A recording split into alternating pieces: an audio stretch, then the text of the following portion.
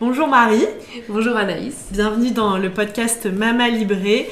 Aujourd'hui, je suis ravie de t'accueillir pour que tu nous parles des accompagnements que tu proposes autour de la voix, puisque tu fais beaucoup de choses avec ta voix, dans le chant, et donc pour les femmes, autour du chant prénatal, mais pas que, puisque comme tu me le disais tout à l'heure, il y a aussi tout l'aspect des cours de chant que tu donnes, de la gestion des émotions avec le son de la voix.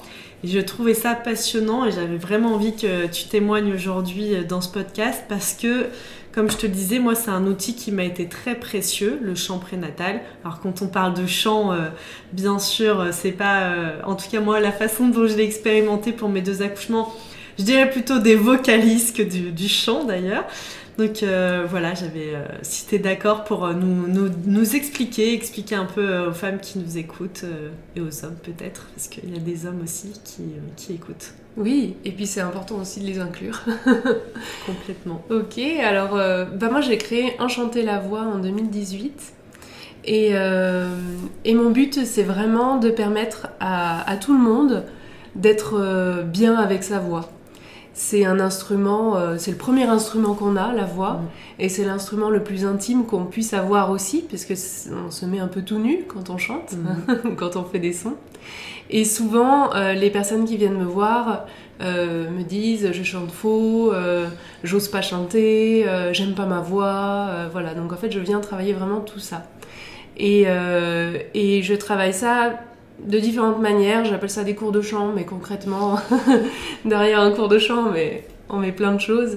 Et en fait, je me suis rendu compte petit à petit que j'allais beaucoup plus vers quelque chose de thérapeutique en réalité que d'un cours de chant classique comme on peut l'entendre, où on va apprendre la musique, etc. Donc en fait, dans mes accompagnements généraux, je mêle tout en fonction de la personne. Je fais vraiment quelque chose de très individualisé.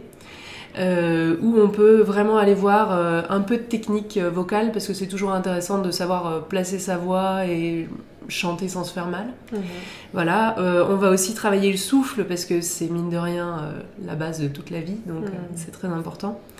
Et puis on va aller travailler différentes choses en fonction de l'instant T où la personne se trouve en fait.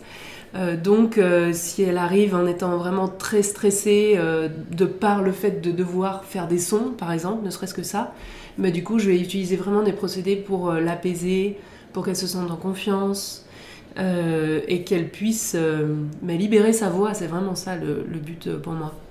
Et dans libérer sa voix, ce que j'entends aussi beaucoup, là tu vois, tu disais le stress, mais donc ça peut être un outil de gestion du stress. Complètement, ouais. Et aussi peut-être de libération émotionnelle, tu vois, quand tu le disais, je me disais, bah oui, tiens, pourquoi pas quand il y a de la tristesse, mais que certaines personnes, même de pleurer, c'est pas évident, ou la colère, ou des émotions voilà, qui sont là, qui viennent, quand on est à l'écoute de son corps, nous incommoder physiquement, jusqu'à physiquement, d'ailleurs même chez les personnes qui font des crises d'angoisse et tout, on le nomme vraiment, elles ont l'impression d'avoir des mots physiques très forts.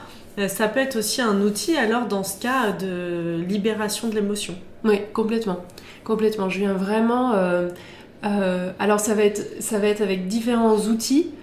Chez certaines personnes, juste de faire un son assez localisé physiquement, ça va les aider en fait, ça va les apaiser, ça va aider à traverser le mal qu'elles ont actuellement. Et puis pour d'autres, il va falloir mettre des mots en fait, c'est ça qui va être important. Et en fait, le fait de mettre des mots en les chantant, il y a une espèce de...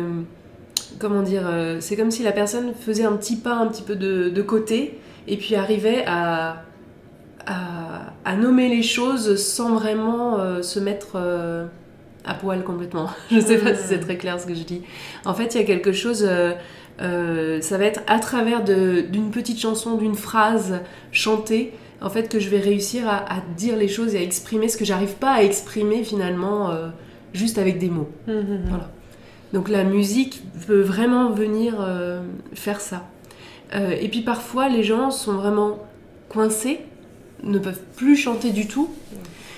Et là, dans ces cas-là, je vais utiliser ma voix. Okay. Voilà. Et donc, en fait, ça va dépendre dans quel registre émotionnel ou dans quel mal on se trouve. Mais vraiment, l'idée, c'est d'aller travailler pour la personne avec Avec des sons, généralement, je fais quelque chose de très intuitif et je viens l'envelopper de façon sonore, en fait. Voilà.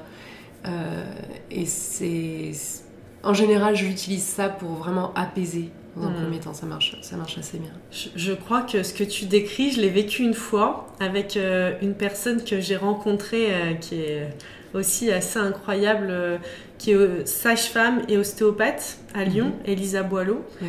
Et on a enregistré un épisode et elle travaille beaucoup avec le son aussi de sa voix. Dans l'eau, dans plein d'endroits. Et elle m'a dit, je vais te chanter dans le cœur. J'étais là, ok, qu'est-ce que c'est? Elle s'est mise derrière moi au niveau des omoplates et en effet, elle a mis ses mains, elle les a plaquées sur mon dos et là, elle a commencé à chanter, à faire des sons et tout, mais c'était incroyable dans mes ressentis physiques, dans ce qui s'est passé pour moi émotionnellement, enfin, c'était hyper fort en fait. Sans mots particuliers, hein, juste avec des sons et finalement la vibration aussi du son qui vient générer quelque chose au niveau physique et qui là a été complètement apaisant, relaxant et tout doux. Oui, la vibration en fait vient vraiment... j'ai l'intuition, parce que tout ça c'est quelque chose d'intuitif que je fais, que la vibration vient pile là où il faut en fait. Et c'est chirurgical le son. C'est ça, oui. Exactement. Exactement, que ce soit par la voix ou par des bols tibétains, etc. Enfin voilà, peu importe, mais moi en tout cas j'utilise la voix et il y a vraiment quelque chose qui se passe de ce point de vue-là qui est très très fort. Et justement, quand tu parlais du chant prénatal, ça c'est vraiment aussi quelque chose qu'on va utiliser pour soi-même en fait quand on est enceinte, que ça soit pour aller connecter avec bébé en fait, vraiment l'envelopper de sons, etc. Que ça soit aussi pour se faire du bien, c'est-à-dire j'ai une partie dans le dos qui coince ou des jambes lourdes ou émotionnellement j'ai une contrariété, quelque chose. Vraiment le chant et les sons plus, hein, parce que le chant prénatal porte très mal son nom. Hein. Je suis tout à fait d'accord avec toi, c'est pas vraiment du chant, c'est des sons qu'on fait, voilà. Et on va pas chercher à faire quelque chose de joli, de musical. Au contraire, on va vraiment... C'est en détail, ça. C'est ça, c'est en détail. On va vraiment essayer de rentrer à l'intérieur de soi et d'aller sortir des sons qui nous viennent, quoi. Et généralement... Pour les femmes enceintes, c'est souvent des sons graves, des choses comme ça qui viennent masser en fait l'intérieur. Moi, je me souviens vraiment du beau. Il y avait vraiment des sons comme ça. Je sais pas si c'est tu sais. C'est pas tout à fait gluttural, mais en fait c'est profond. Ça vient chercher vraiment la matrice. Et en fait, dans le chant, concrètement, on chante avec tout son corps et particulièrement aussi son bassin. Et là, avec le chant prénatal, c'est décuplé en fait, parce que ça part de là en fait, ça part vraiment du premier chakra. Ouais, donc du bassin, de la base au niveau même, on va dire, de la base de l'entrée du vagin, tout ça quoi. Donc avec le périnée, et il y a aussi cette chose, donc un peu comme on dirait une soucoupe là que représente quelque chose qui vient contenir ce bébé avec le placenta et tout. Et du coup, il y a aussi la notion de, quand tu le disais, de vibration, et que notre bébé, il est dans le placenta, il est dans le liquide amniotique, dans cette eau qu'on va venir faire vibrer. Donc non seulement il y a le son, mais il y a aussi toute la vibration qu'il va ressentir avec cette eau qui vient vibrer tout autour de lui. Complètement. Et c'est ce qu'il va ressentir d'abord, avant d'entendre. En réalité. Donc en fait, avant d'entendre, le bébé ressent que des vibrations. En fait, c'est le toucher. Oui, c'est vraiment ce sens-là qui est développé en premier. Et dès que la maman parle ou émet un son, ou même elle est dans un environnement bruyant, etc., les vibrations sont ressenties par le bébé. Et puis plus tard, quand l'ouïe va se développer, mais finalement c'est le dernier sens qui se développe. Donc ça vient pas si tôt que ça. Voilà. Mais il y a vraiment ça va être mêlé en fait. Il va y avoir l'ouïe qui va se développer, plus la vibration. Et on dit que le bébé est capable de reconnaître donc la voix de sa maman, mais aussi la voix de son papa ou du coparent. En fait, et des frères et sœurs aussi, j'avais entendu que même plus que la maman presque, parce que les frères et sœurs ou le papa viennent vraiment proche du ventre, alors que nous, on serait plus éloignés. Ah oui, dans ce sens-là. Oui, c'est possible. Et puis il y a aussi le fait que avant d'entendre, le bébé est capable de reconnaître les personnes proches et intimes de la maman, parce qu'en fait, elle se sent différemment avec ces personnes-là. En général, elle se sent bien. Il y a de l'ocytocine, il y a de l'amour, il y a tout ça. Et du coup, le bébé ressent ça. Et quand il reconnaît son parent, en fait, il y a vraiment ça qui se recrée. C'est-à-dire qu'il reconnaît l'odeur, il reconnaît la voix, et du coup, il va développer tout ce qu'il a pu avoir comme sensation in utero. Voilà. Intéressant. C'est un petit côté magique, je trouve. Ouais, c'est un côté magique et c'est intéressant aussi dans ce que tu dis, mais ça me fait penser à l'inverse, du coup, en fonction de comment se passe la grossesse et tout, de l'importance d'être en contact s'il y a des choses stressantes, s'il y a des traumatismes, s'il y a des relations pas super agréables dans notre environnement pendant la grossesse. Oui. Ça peut avoir un impact aussi. Complètement. Et c'est important aussi de pouvoir nommer les choses. Et du coup, quand on n'arrive pas à les nommer en tant que telles, on peut les nommer en chantant en fait. J'avais fait un accompagnement comme ça en chant prénatal pour une femme qui était enceinte et qui avait vraiment du mal à prendre contact avec son bébé. C'était assez flou en fait cette grossesse pour elle. Et puis elle était très stressée, il y avait un déménagement, enfin bref, il y avait plein de choses. Et en fait, j'ai pris une comptine, donc un air très simple, et on a modifié les paroles ensemble, et on a créé des paroles qui allaient lui correspondre vraiment. Et ça lui a fait comme un petit mantra en fait, qu'elle a pu répéter, et en fait ça a apaisé beaucoup les choses. Génial. Voilà. Dans ce que tu proposes donc autour de la femme enceinte, c'est des ateliers, donc là tu le dis plutôt en particulier. Est-ce que tu proposes aussi des ateliers de groupe ou sous quelle forme tu proposes ce chant prénatal ? En fait il y a les deux, il y a l'individuel et le collectif. Actuellement, je fais plus d'individuel parce que j'ai mis moins d'énergie dans le collectif, tout simplement. En même temps, tu viens d'avoir un bébé, donc voilà. Juste.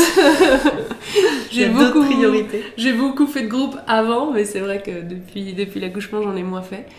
Et en fait, mon idée là de développement pour la partie chant prénatal, c'est vraiment de réussir à aller dans des structures, je pense à des maternités, des lieux d'accueil par enfants, des lieux d'accueil autour de la périnatalité, pour proposer des ateliers chant prénatal. Parce qu'en fait, ce qui est, je trouve, difficile, c'est de contacter les femmes enceintes. C'est très court, finalement, 9 mois. Très, très. Et c'est... Enfin voilà, j'ai du mal à vraiment savoir où aller et comment les contacter vraiment. Oui, je suis d'accord avec toi, c'est court. Et puis pour la plupart, le moment où on est dans le congé maternité est assez loin finalement dans le temps. Ça laisse peu d'espace. Donc il y a quand même pas mal de choses. L'arrivée, surtout même quand c'est un premier, il y a tout, je sais pas, on veut se préparer, le matériel. Il y a l'accouchement. Enfin, il y a plein de choses qui peuvent, si c'est pas proposé par notre sage-femme ou quoi, on peut complètement passer à côté de ce genre d'expérience en fait. Complètement. Et ce qui est dommage, parce que pour l'avoir vécu aussi, pour accoucher, c'est quand même vraiment un super outil, je trouve.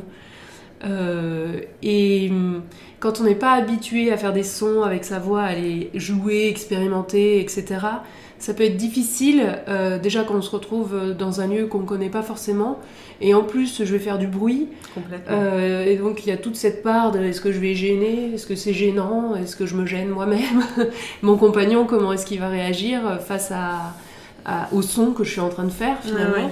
Et puis il a un rôle aussi, on disait voilà l'importance de les inclure, mais moi je sais que pour mes 2 accouchements, mon mari soutenait aussi mes sons. Et il y avait quelque chose pour moi qui m'aidait à aller plus loin, à m'autoriser, puisque sa voix était beaucoup plus grave. Et quelque part, c'est comme si elle pouvait aussi couvrir la mienne ou venir s'associer à la mienne, et ça a donné plus d'élan, comme quand on chante en groupe finalement. Exactement. Quand on chante en groupe, on s'en fiche finalement de chanter faux, on se concentre pas sur notre voix. Il y a quelque chose d'enveloppant là.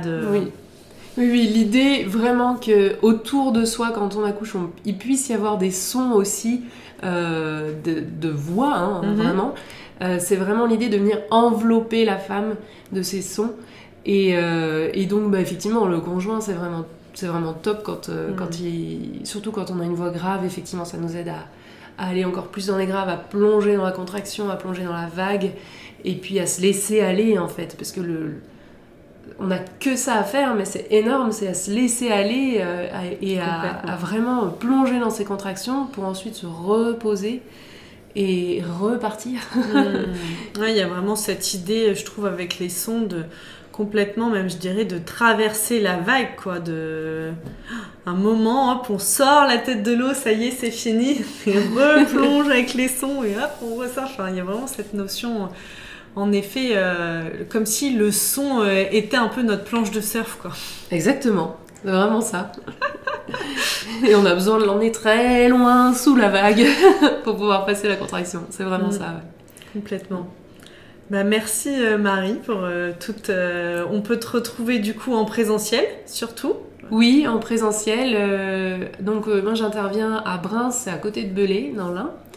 Et puis j'interviens aussi sur Annecy une journée par semaine. Voilà. Et sur Annecy d'ailleurs, sur toute l'année, le début de l'année 2023, j'ai quand même proposé des ateliers collectifs de chant prénatal. Donc c'est les jeudis de 11h30 à 13h. Et c'est une session de 5 ateliers. Voilà, on arrive à peu près à voir à peu près tout ce qu'il y a à voir. Merci beaucoup Marie, je te dis à très bientôt sur Mama Libré. À bientôt.